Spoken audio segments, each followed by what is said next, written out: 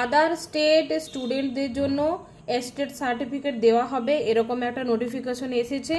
সেই নোটিফিকেশনে তোমরা দেখো যে তোমাদের রোল নাম্বারটা সাথে ম্যাচ করছে কিনা।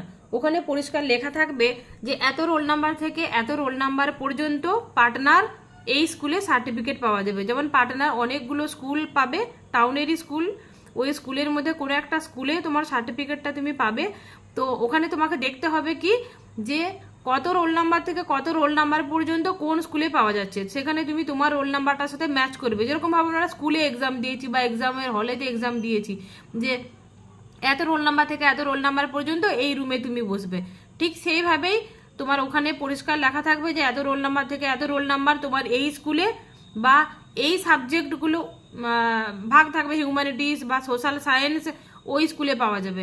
তো কিভাবে এসেছে নোটিফিকেশনটা ভেতরে ঢুকে আমি এখনো পড়িনি, আমি পিছনে যে সার্টিফিকেট আগে আমি নিয়েছিলাম আগের বছরে সেই অভিজ্ঞতা থেকে বললাম।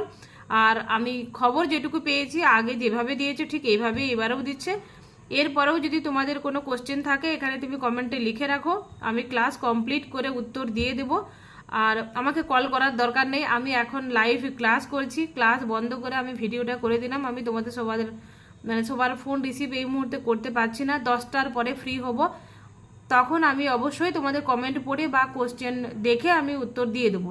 আর আমি নিজেও নোটিফিকেশনটা ভালো করে তখন পড়বো।